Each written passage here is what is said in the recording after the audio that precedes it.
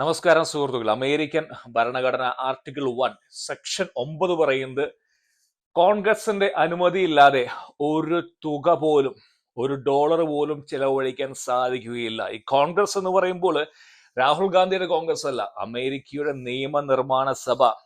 ഹൗസും സെനറ്റും. ഹൗസിൽ 435 പേരും അതോടൊപ്പം സെനറ്റില് 100 പേരും. ഓരോ സംസ്ഥാനങ്ങൾക്കും 2 പേരെ വെച്ചാണ് സെനറ്റിലേക്ക് പ്രാതിനിധ്യം. അപ്പൊ അതായത് 50 സ്റ്റേറ്റ്, 2 പേരും 100 പേരും. ഇപ്പോൾ സ്പെൻഡിംഗ് ബിൽ, ധനവിനിയോഗ ബിൽ പരാജയപ്പെട്ടിരിക്കുന്നു. അമേരിക്ക അടച്ചുപൂട്ടലിലേക്കോ?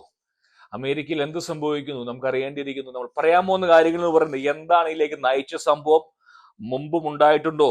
നിങ്ങൾ ഇന്ത്യയിൽ നിന്ന് യാത്രയ്ക്ക് വരാൻ താല്പര്യമുണ്ടോ? വരുന്നവരാണോ അമേരിക്കയിലേക്ക് അടുത്ത ആഴ്ചകളിൽ?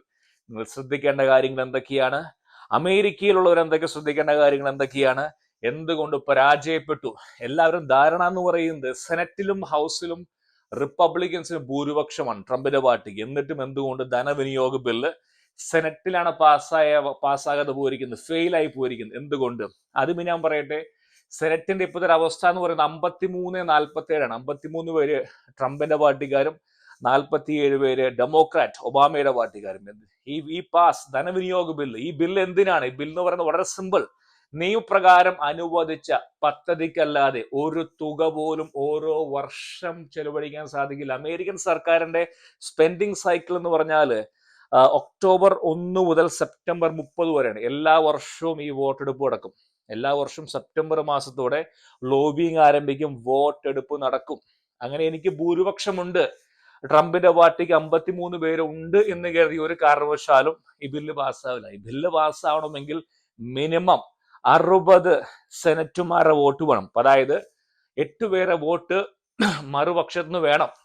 ഡെമോക്രാറ്റുകളുടെ ഭാഗത്ത് നിന്ന് കിട്ടിയാലേ അവർ മറുകണ്ഠം ചാടിയാലേ ഈ ബില്ല് പാസ്സാവുകയുള്ളൂ. സാധാരണ കാലഘട്ടങ്ങൾ അമേരിക്ക എന്ന് പറയുന്നത് ദേശീയബോധം ഉണ്ടെങ്കിൽ, ദേശീയബോധം കൂടുതലാണ് അവർക്ക്. അപ്പൊ അതുകൊണ്ട് മറുകണ്ഠം ചാടും അവരങ്ങോട്ടും ഇങ്ങോട്ടും. പാർട്ടിയല്ല, അവരുടെ പോളിസിയാണ് അവർക്ക് ചില സമയങ്ങൾ മുറുകെ പിടിച്ചുകൊണ്ട് തീവ്ര ഇടതുപക്ഷക്കാരല്ലാത്തവരെ തീർച്ചയായിട്ടും ചില സമയങ്ങൾ വോട്ട് ചെയ്യാറുണ്ട്. അങ്ങനെയാണ് ബില്ല് പാസ്സാവാറ്. ഈ വർഷം എന്ന് പറയുന്നത് അല്പം വിഭിന്നമാണ്. ട്രംപാണ് വൈറ്റ് ഹൗസ് ഇരിക്കുന്നത്. അതുകൊണ്ട് അസ്തിത്വം ഇല്ലാതായിക്കൊണ്ടിരിക്കുകയാണ് ആ ഡെമോക്രാറ്റ് പാർട്ടിയുടെ. അവർക്കൊരു പിടിവള്ളി വേണം, മുന്നോട്ട് പോകണം. അമേരിക്ക മുഴുവൻ റൈറ്റ് ടു വിൻ എക്സ്ട്രീം ദേശീയ വികാരം ലോകം മുഴുവൻ കീഴടക്കുകയാണ്. അമേരിക്കയിലും അതിന് മാറ്റം കാണാൻ സാധിക്കും. അതുകൊണ്ട് തന്നെ ഡെമോക്രാറ്റുകൾക്ക് പിടിച്ചു നിൽക്കാൻ വേണ്ടി അവർ ഇത്തവണ ഈ ബില്ലിനെ പരാജയപ്പെടുത്തിയിരിക്കുന്നത്. അവരുടെ ആവശ്യം ന്യായമാണ്. തീർച്ചയായിട്ടും അവരുടെ ആവശ്യം എന്ന് പറയുന്നത് പരാജയപ്പെടുത്താൻ, അല്ലെങ്കിൽ ഒരു ഡീൽ മേക്കിങ്ങിന് അവർ തയ്യാറാവാത്തതിന്റെ മെയിൻ കാരണം ട്രംപിന്റെ ബ്യൂട്ടിഫുൾ ബിൽ. കഴിഞ്ഞ 4 മാസം മുമ്പ്, 2 മാസം മുമ്പ് കണ്ടത് അമേരിക്കയിൽ ബ്യൂട്ടിഫുൾ ബിൽ കൊണ്ടുവന്നു.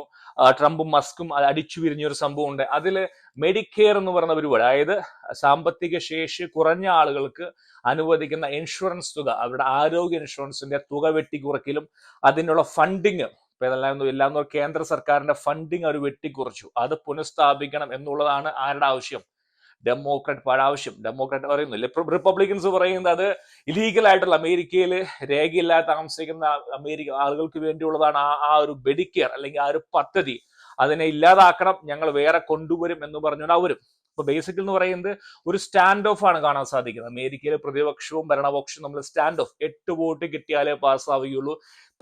ഇതിവിടെ ഇന്നലെ പരാജയപ്പെട്ടു. ഇന്ന് മുതൽ ഫെഡറൽ ഫണ്ടിങ് ഇല്ല എന്ന് പറഞ്ഞാൽ എന്താണ് അർത്ഥം? അമേരിക്കയിലെ എയർ ട്രാഫിക് കൺട്രോളേഴ്സ്, അമേരിക്കയിലെ ഈ പറയുന്ന വേറെ ലോ മേക്കേഴ്സ്, ഗവൺമെന്റ് ജോലിക്കാർ, ആർക്കും ഇന്ന് മുതൽ ശമ്പളമില്ല.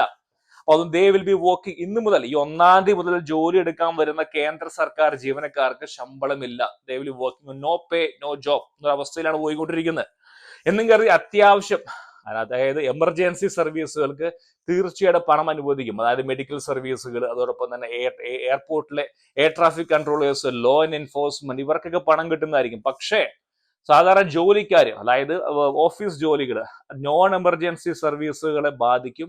അവർക്ക് ഇന്നു മുതൽ ശമ്പളം കിട്ടില്ല. എന്നും കരുതി ഇത് ആദ്യമായിട്ടാണ് സംഭവിക്കുന്നത്? അല്ല, എല്ലാ വർഷവും ഏകദേശം 8-10 തവണ കഴിഞ്ഞ ഒരു 10 വർഷ ഗ്യാപ്പിൽ സംഭവിച്ചതാണ്. 2018 ട്രംപിന്റെ ആദ്യ കാലഘട്ടത്തിൽ ഏകദേശം 35 ദിവസമാണ് ഈ ഒരു അടച്ചുപൂട്ടൽ ഉണ്ടായിരിക്കുന്നത്, 35 ഡേയ്സ്.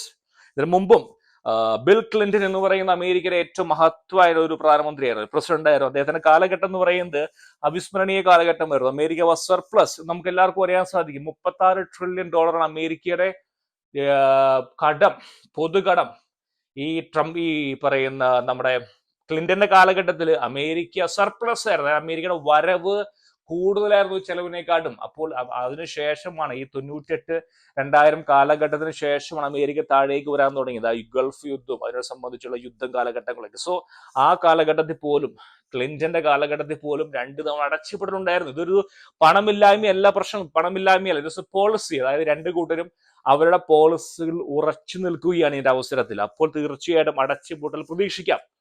ഇനി നിങ്ങൾ ഇന്ത്യയിൽ നിന്ന് വരുന്ന ഒരു വ്യക്തിയാണ്, അമേരിക്കയിൽ ഹോളിഡേക്കോ അല്ലെങ്കിൽ അടുത്ത കാലഘട്ടത്തിൽ വരുന്ന ഒരു വ്യക്തിയാണെങ്കിൽ സൂക്ഷിക്കണം. കാരണം എയർപോർട്ടുകളിൽ അനിയന്ത്രിതമായിട്ടുള്ള ഡിലേ നിങ്ങൾക്ക് പ്രതീക്ഷിക്കാം. കാരണം ബോർഡർ സെക്യൂരിറ്റി ഫോഴ്സ്, ഇമിഗ്രേഷൻ ഓഫീസേഴ്സിന് പണം കിട്ടുന്നില്ല, അവർക്ക് ശമ്പളം ഇല്ലാത്തതുകൊണ്ട് സ്റ്റാഫ് വളരെ കുറച്ച് സ്റ്റാഫുകളേ ഉള്ളൂ. അപ്പോൾ നീണ്ട ക്യൂ നിങ്ങൾക്ക് എയർപോർട്ടിൽ പ്രതീക്ഷിക്കാം. അതോടൊപ്പം തന്നെ എയർ ട്രാഫിക് കൺട്രോളർ, അവർക്കും ശമ്പളം ഇല്ല എന്ന് അറിയാൻ കഴിഞ്ഞിരിക്കുന്നു. അപ്പൊ അതുകൊണ്ട് തന്നെ എയർപോർട്ടുകൾ നീണ്ട ക്യൂ നിങ്ങൾക്ക് പ്രതീക്ഷിക്കാം. ഇനി നിങ്ങൾ എയർപോർട്ടിൽ പുറത്തു കടന്നു വിചാരിക്കുക, നിങ്ങൾ ഏതെങ്കിലും വിനോദസഞ്ചാര മേഖലയിൽ പോകുന്നുണ്ടെങ്കിൽ അത് അടച്ചിട്ടിരിക്കുകയായിരിക്കും. അമേരിക്ക സൂ, നാഷണൽ പാർക്കുകൾ, എല്ലാവരും ഗ്രാൻഡ് കനിയൻ പിന്നെ അങ്ങനെയുള്ള സ്ഥലങ്ങളൊക്കെയാണല്ലോ കാണാൻ വരുന്ന എല്ലാവരും, അതൊന്നും കാണാൻ സാധിച്ചു എന്ന് വരില്ല. കാരണം വേറെ ഒന്നുമില്ല, അടച്ചുപൂട്ടൽ. നാഷണൽ പാർക്കുകളിൽ ജോലി എടുക്കുന്ന സ്റ്റാഫിന് ശമ്പളമില്ല. മിനിമം സ്റ്റാഫ് 1-2 സ്റ്റാഫിന് മാത്രം, അത്യാവശ്യം വരുന്ന സ്റ്റാഫിനെ മാത്രം വെച്ചുകൊണ്ട് മുന്നോട്ട് പോകുമ്പോൾ അവിടെ ടിക്കറ്റ് വാങ്ങാനോ കൊടുക്കാനോ ഒന്നും ആളുകൾ കാണില്ല. അപ്പൊ അതുകൊണ്ട് അത് പ്രതീക്ഷിക്കേണ്ട. അപ്പൊ നിങ്ങൾക്ക് ഒരു വെക്കേഷൻ നിങ്ങൾ അടുത്ത 2 ആഴ്ച ഉണ്ടെങ്കിൽ മാറ്റി വിൽക്കുന്നതായിരിക്കും ബുദ്ധി. ഇനി അമേരിക്കയിൽ അകത്തെന്ന് പറയുന്ന എമർജൻസി സർവീസുകൾക്ക് തീർച്ചയായിട്ടും കിട്ടുന്നതായിരിക്കും. സോഷ്യൽ സെക്യൂരിറ്റി, ഇൻഷുറൻസ്, ഇവ മേഖലയിലൊക്കെ ബില്ലുകൾ പാസ്സാവാൻ ബുദ്ധിമുട്ട്. അപ്പൊ അതുകൊണ്ട് തന്നെ വരും ദിവസങ്ങളിൽ എന്താ പറയുന്നത്, ഇതൊരു അടച്ചുപൂട്ടലല്ല, ഇതൊരു ഡിലേ ഒരുപാട് കാണാൻ സാധിക്കുന്നതായിരിക്കും. ഇനി ഇത് എത്ര കാലം മുന്നോട്ട് പോകും?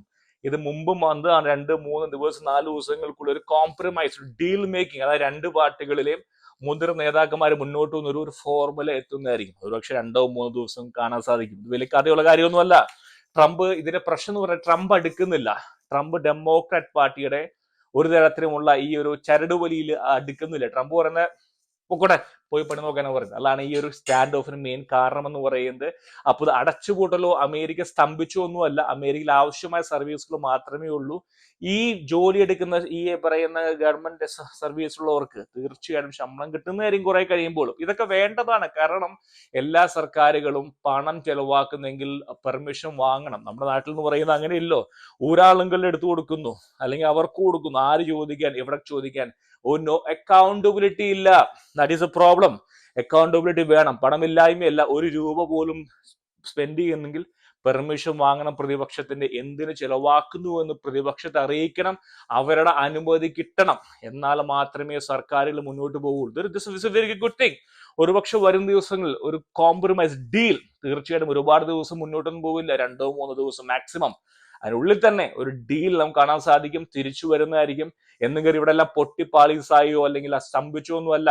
Things goes as usual. But non emergency ആയിട്ടുള്ള കാര്യങ്ങൾ, അതായത് ഓഫീസിലെ കാര്യങ്ങൾ, എന്തെങ്കിലും പേപ്പർ വർക്കുകൾ, ബില്ലുകൾ അംഗീകരിക്കുന്നത് വിൽ ടേക്ക് ടൈം. കാരണം കേന്ദ്ര സർക്കാർ ജീവനക്കാർ അവധിയിലായതുകൊണ്ട് ആ വക പരിപാടികളൊന്നും നടക്കില്ല. പക്ഷെ എമർജൻസിയുടെ എല്ലാ കാര്യവും മുന്നോട്ട് പോകുന്നതായിരിക്കും. അടച്ചുപൂട്ടൽ അങ്ങനെയൊന്നുമില്ല. നത്തിങ്